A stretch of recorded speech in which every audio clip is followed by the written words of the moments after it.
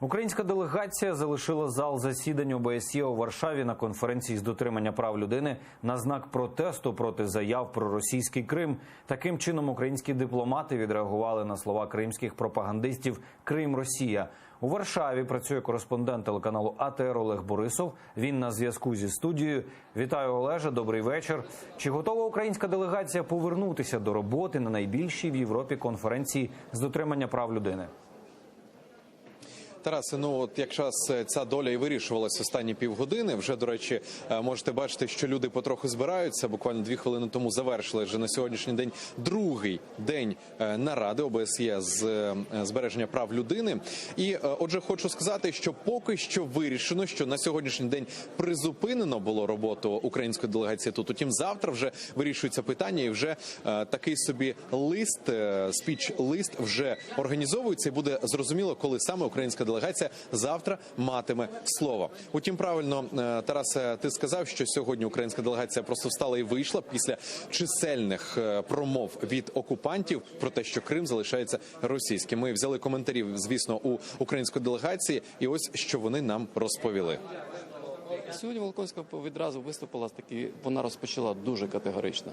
Я така-то, Крим – Росія. Звичайно, наш дипломат, представник, я сказав, я протестую і дав абсолютно чітку орієнтацію, що всі країни ООН, і було прийнято резолюцію Хельсінську про те, що Крим – це Україна. Росія відразу відреагувала на це, представник дипломатів, він своє «ні, Крим – це Росія», на виборах обрано і все. І тоді Андрій Ріхтер, ведучий, модератор, об'явив те, що нічого тут, я не пам'ятаю, що будь-коли було, а в даному випадку оголосив технічну перерву. І ця технічна перерва, знаєте, як в футболі, там пішли щось дивитися, навіть вийшли назовні, вона тривала реально хвилин 15, доволі довго це була. І я був вкрай здивований, що після цієї перерви вона була вердикт не на нашу користь. Тоді дипломати піднялися і залишили залу засідань. Разом з ними залишили залу засідань дружні нам дипломати, і тут є певна процедура.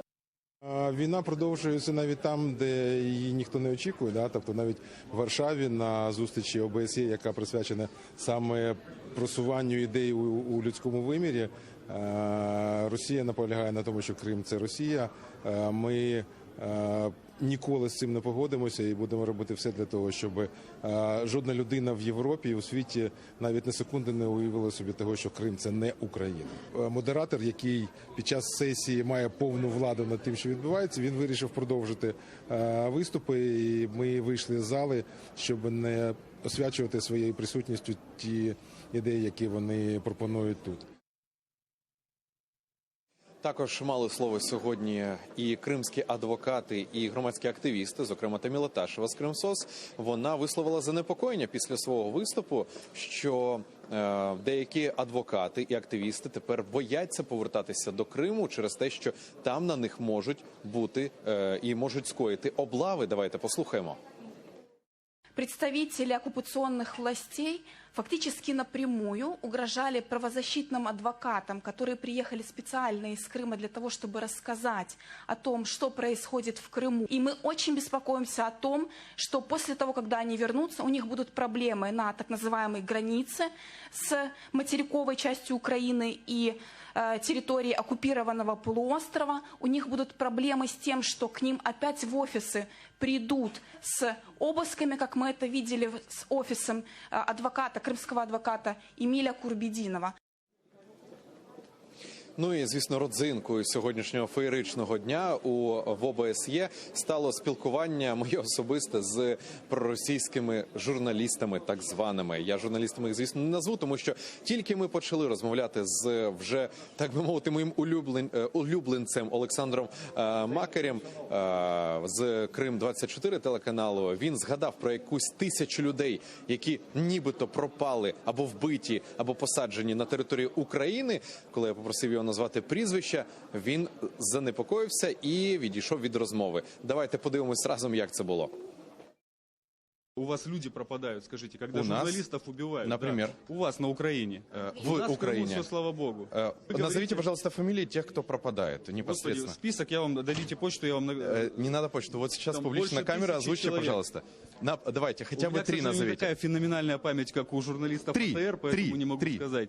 Как классно идет манипуляция. Так То вот, есть, смотрите. вот, попросил предоставить 1000 фамилий, хотя бы 3 фамилии Вы назовите. только что говорите Хотя бы 1000 3 фамилии уже. О чем вы назовите. говорите?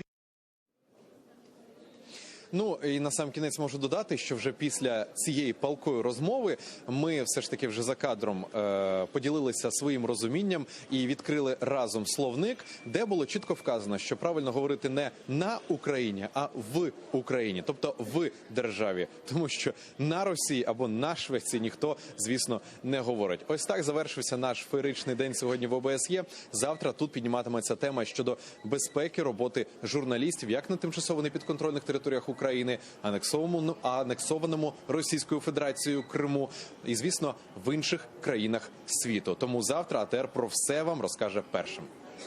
Дякую, колего. Олег Борисов про завтрашній день. Невеличкий анонс про завтрашній день. Конференція ОБСЄ з дотримання прав людини у Варшаві.